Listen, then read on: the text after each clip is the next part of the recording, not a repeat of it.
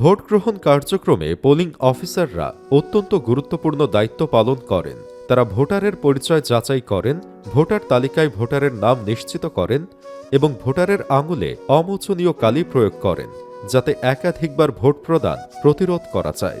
এছাড়া ভোট গ্রহণ শেষে ভোটের ফলাফল প্রস্তুত করতেও পোলিং অফিসার কাজ করেন।